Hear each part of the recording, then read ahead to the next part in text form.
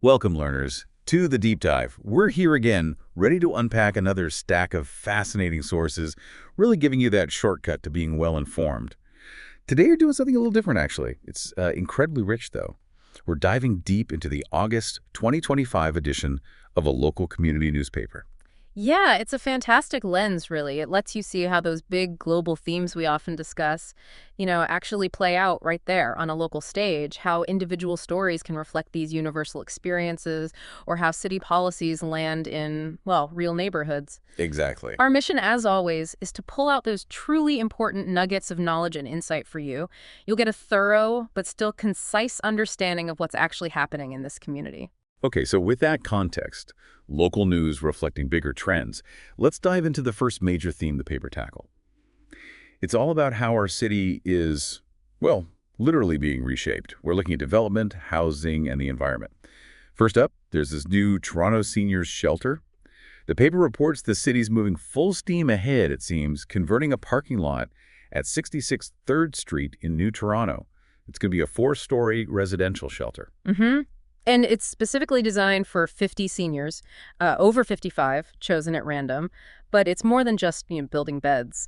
The shift to purpose-built seniors shelters, that really highlights a critical evolution, I think. Cities are starting to recognize the very diverse needs within the unhoused population. Right, it's not monolithic. Exactly. And this shelter is just one of 6 new ones across the city. It's part of a really substantial multi-year strategy. We're talking, nearly $750 million. Right. The goal is to add about 1,600 long-term shelter spaces. That's like several large apartment buildings worth. It's a significant effort. It acknowledges that, one size doesn't fit all. Tailored approaches, they're complex, sure, but they might lead to more effective solutions in the long run, maybe even set a precedent for other vulnerable groups. It definitely sounds like a delicate balance, though. The paper mentions there was significant community uproar about the initial plan, which was for a general homeless shelter. That's right.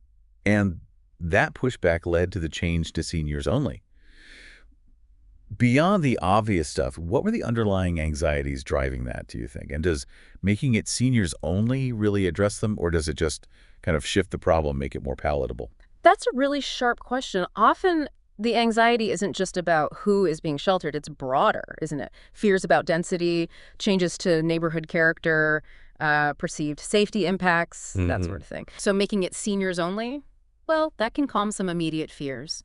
There's often more public sympathy, maybe less perceived risk associated with seniors. But you're right, it doesn't solve the overall need for all kinds of shelter spaces. It just shows the city trying to navigate that push-pull, Urgent social needs versus immediate community comfort often leads to these difficult compromises. Yeah, I see. Okay, so from critical social infrastructure like shelters, the paper also looks at another huge transformation. This one's reshaping the city's landscape in a different way. The changing face of retail, our malls.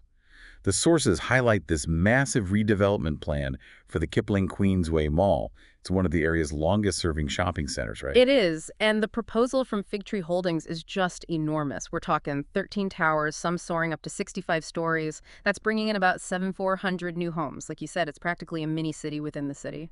Yeah, and this isn't just adding housing units. It's a pretty dramatic redefinition of urban density, how public spaces get created even. It really signals that broader economic shift, away from traditional brick and mortar retail, which is struggling towards this large-scale residential intensification. Right. What's interesting, or maybe concerning depending on your view, is how private developers are essentially becoming city builders now. They're shaping whole neighborhoods. The plans include ground floor commercial spaces, a new school, 2 parks, a green corridor, thousands of bike spaces, alongside parking, of course. So does that raise questions about public oversight when private companies are building quasi-public spaces? Absolutely. And what are the trade-offs for the existing community? That's the key question. And what are those trade-offs? Because the paper points out we're losing existing businesses. There's a Sobeys grocery store mentioned, a Service Ontario office, and this is actually the second Sobeys in that community to shut down for redevelopment. You've hit on a core concern right there. New development, yeah, it brings new amenities sometimes, but often it's at the cost of familiar essential services like that local grocery store or a government office people rely on. For longtime residents, it can feel like losing community anchors. It disrupts daily life, forces them to travel further for basic needs. It's a real challenge for cities trying to grow, but also, preserve the essential fabric of neighborhoods. And speaking of preservation, let's shift to trees. Seems like a hot topic in the paper. There are increasing calls for the city to do more to protect its trees, especially from, let's say, unscrupulous developers. Yes, there was a big public uproar, apparently. An incident in Leaside back in June where a beloved mature honey locust tree was illegally cut down. Mm. That really got local residents associations mobilized. Long Branch, Leaside.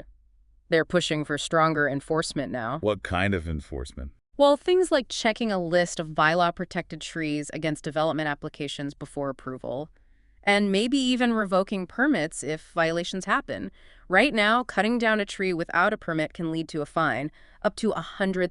$100,000 sounds like a lot of money. It does, but residents are arguing it's just not enough of a deterrent. And, what really stands out is that for some developers, $100K might just be a rounding error, a cost of doing business, especially if clearing that tree allows a much bigger, more profitable building footprint. So it's just absorbed into the project cost. Potentially, yes.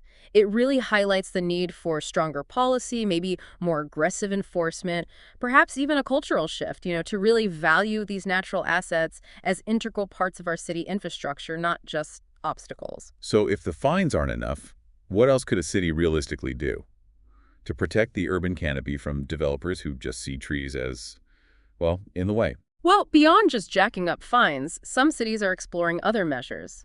Things like requiring developers to replace illegally removed mature trees with several new trees, maybe of a significant size, or even requiring bond payments that developers only get back if the tree is successfully preserved through construction. Ah, okay, like a deposit. Sort of, yeah. And there's also the idea of creating publicly accessible tree protection orders for specific, really valued trees, making their removal much harder, more legally complex. It forces a more thoughtful approach rather than just a purely transactional one where the fine is just paid. Okay, shifting gears a bit now.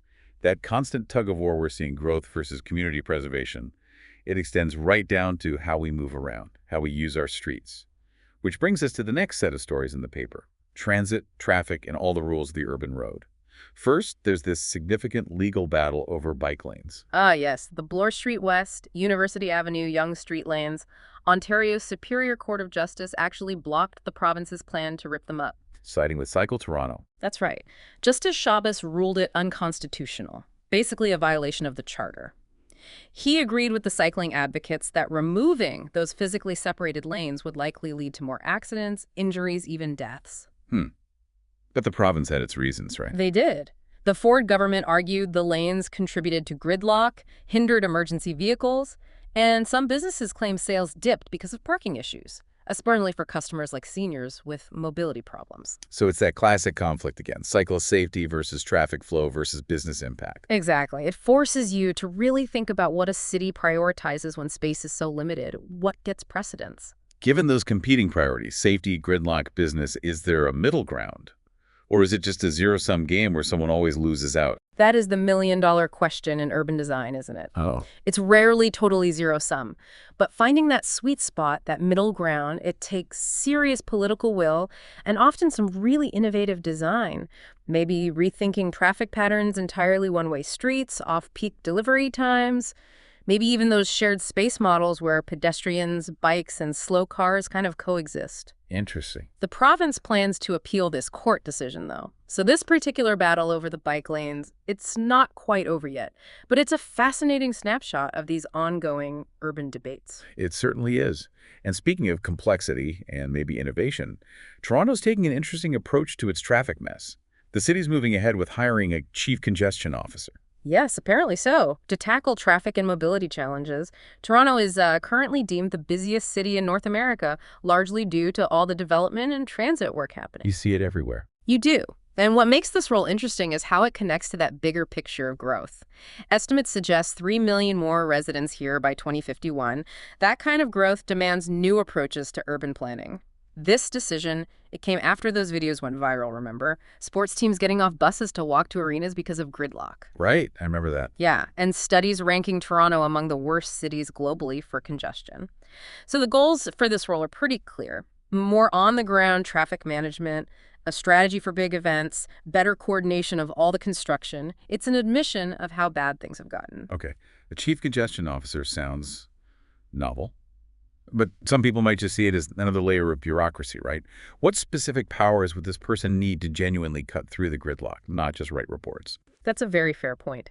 For this role to be more than just symbolic, the officer would need real authority. Authority that cuts across different city departments, roads, transit, special events, construction permits. They need to be able to truly coordinate and, crucially, prioritize. Imagine someone who could actually say, pause a non-essential construction project if it's going to cripple a major artery during rush hour, or maybe fast-track a specific transit fix. Without that kind of cross-departmental clout, it risks just being a high-level advisor role. Makes sense. Okay, and related to easing congestion, but also cleaning up the air, the TTC is making big strides with its green fleet. The paper says the TTC is aiming for 400 zero-emission e-buses by early 2026. That's the plan. They're calling it the greenest large transit system in North America. Ambitious. It is. And a key insight here, I think, is the direct local impact this electrification has. Yes, the overall greenhouse gas reduction is huge, over 25% already, apparently, leading to hundreds of millions in avoided social and healthcare costs. That's impressive. But the real game changer might be how it improves air quality in specific neighborhoods. Think about those low-income or equity-deserving communities, often located near bus garages. They bear the brunt of tailpipe emissions historically. Right, the noise and the fumes. Exactly. Electrifying the fleet directly cuts that local pollution. That's a massive win for public health equity right there. Definitely a huge plus. But when we talk about traffic enforcement, there's always a debate, isn't there? The sources dive into this speed cameras, safety versus cash grab discussion. The city's considering limiting tickets from the automated speed enforcement cameras, the ASEs. The idea is maybe one ticket per vehicle from one spot if the driver has no previous infractions. Yeah, this comes after complaints that the 150 ASE cameras are just being used as a cash grab. That Parkside Drive camera is the poster child, right? Vandalized 6 times. Right. Issued over 66,000 tickets. Generating over $7 billion in fines since 2022. Exactly. It raises that important question about perception versus intent. The city insists the cameras are about deterring unsafe speeds, improving safety, not revenue. They point out correctly that higher speeds mean higher risk of serious injury or death. But it's a classic example, isn't it? A policy designed for public good runs into public frustration over the financial hit, regardless of the safety data. It just shows how tough it is for cities to enforce safety without drawing those accusations, even when the safety argument is strong. Absolutely. Okay, let's shift focus now to community life itself. The paper covers community vibrancy and resilience, local action, giving, and remembrance. Starting with our beaches, actually. There's a dual story here that really illustrates that push-pull over public spaces. On one hand, work is underway at Humber Bay Park East.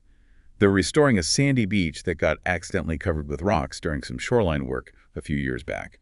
This happened because of a community petition and a council motion. So, local action succeeding. Yeah, reclaiming a public space. Yeah. But then on the flip side, you've got beach lovers in South Etobicoke complaining about these large shipping containers popping up on their beaches. Marie Curtis Park is mentioned. These are for renting out paddle boards, kayaks, that sort of thing. It was allowed under a city pilot project. Okay. But residents are saying the containers are, quote, grotesque. They block views, block access, might be in flood zones, and they basically turn public parks into private profit centers. So these two stories together, they really illuminate that ongoing tension, don't they? Restoring natural amenities for everyone versus commercializing them for specific uses or businesses. A very clear divide in how people see public space. But one thing that usually unites people is local giving. The sources show that last year, over 6,400 citizens donated more than $1 million to improve city services. Over $1.06 million, yeah. Mostly going to animal services, the Parks and Rec commemorative programs, trees and benches, and the city archives. It shows incredible civic generosity, really. It does. But what's maybe even more compelling is the grassroots stuff, like this hand-in-hand crew charity mentioned. Over 20 volunteers using their own money and time every Monday night, feeding over 70 unhoused residents at a church in New Toronto. Wow. Yeah, providing hot meals, fresh produce, hygiene products, clothing. They recognize this huge demand, especially from people like fixed-income seniors who are struggling to afford both food and rent. It's just a powerful example of direct, impactful community care filling the gaps. That's incredibly inspiring. Yeah. And speaking of inspiring, let's put the spotlight on youth and healing for a moment. There's a Student Leadership Awards Gala coming up, raising funds for tuition bursaries for high school grads from at-risk communities. And then This really heartwarming news. The 8th Street Skate Park is being renamed the Jordan Carter Memorial Park. He was a local youth, mentored other skaters, tragically killed in 2022. Over 9,000 people signed a petition for this. It's wonderful, isn't it, to see the community rally like that, supporting youth and memorializing someone who clearly made a big impact. And alongside that, there's the Gatehouse. It's a nonprofit supporting survivors of childhood sexual abuse, or CSA. They're getting ready for their annual fundraiser, Healing the Voice Within. Their executive director, Maria Barcelos, who's won awards for her victim services work, she's a strong advocate for Aaron's Law. That's about ensuring age-appropriate CSA education is actually taught in schools. They've helped over 20,000 survivors since 1998. Just incredible work. These stories really show the deep commitment to healing and advocacy within the community, even when dealing with profound tragedy. Truly powerful stories of resilience. But, as the paper also notes, some puzzles remain unsolved, and the pursuit of justice continues. Toronto police are renewing their search 40 years on for Nicole Morin. She vanished from her apartment near the West Mall back in 1985. She was only 8. A heartbreaking case. They've released an updated, age-progressed image, and there's still a reward, up to $50,000. It was the largest investigation of its kind at the time. It just highlights the enduring pain for families and communities and, the dedication of law enforcement to keep these cold cases alive. Even decades later, finding answers is still a priority. And conversely, there's a sense of relief reported in Alderwood. Yes, after the arrest of Joseph Ayala, he was charged in July with the second-degree murders of his mother and grandmother back in August 2024. He'd been on the run for almost a year. So you see the whole spectrum there, right? The long search for answers in one case and the resolution, or at least the beginning of justice, in another, both deeply affecting the community. Okay, let's move into our final section now, the personal side of public life, stories and lessons. The paper shares this wonderful legacy story about a local business, Royal LePage Pard Real Estate in Long Branch. They're celebrating 70 years. 70 years, yeah. Now run by Shelley, who's third generation. Her grandfather, Carl Porritt, started back in 1962. Get this. Back then, there were only 3,000 licensed agents in all of Toronto. Only 3,000. Compared to what now? Over 75,000 today. Wow. And Carl bought his first house in 1964 for $5,000. 5,000. What would that be today? Probably over $1 million, easily. But what's really interesting, I think, is how this multi-generational business became so deeply woven into the community. The Port family didn't just sell houses, they were active community builders. They co-founded the Etobicoke Lakeshore Santa Claus Parade. It's in its 35th year now, 4th largest in Ontario. They sponsored local sports teams. So it's more than just a business. Exactly. It shows how personal entrepreneurship, when you pair it with real civic engagement, can become a core part of a neighborhood's identity, contributing to its vibrancy for decades. That's a great story. And after exploring all these big city challenges and community efforts, the paper also brings us some really practical wisdom, advice that hits home for everyday life. Our sources share personal finance tips from Ratan Gandhi of Quick Refund Tax. Really practical stuff on budget. Yeah, like understanding your spending patterns, actually looking at your credit card and bank statements, detailing all your expenses, even the small stuff, creating categories, making sure to include loan payments, even those streaming services we all have now, and crucially, building an emergency fund, aiming for at least 3 months of spending cover. Sound advice. And he emphasizes involving the whole family in this, which I think is great.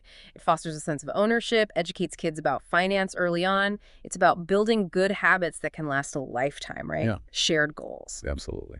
And finally, a truly memorable story that kind of puts everything into perspective. It's called A Grandfather's Priceless Adventure. It's shared by a retired judge, Lloyd Budzinski. He talks about a one-on-one grandchild's getaway with his 13-year-old grandson, Teddy. This one was great. Teddy's described as a Manhattanite whose idea of wilderness basically ended at Central Park. And he requests this trip, an ocean fishing trip in British Columbia, to catch wild salmon. Quite a leap from Central Park. A huge leap. And this story really makes you think about the true value of experiences versus, material things, how the stories we create become the real legacies. The highlight, apparently, was Teddy's fishing technique, described as interpretive dance meets slapstick. I can picture it. Me too!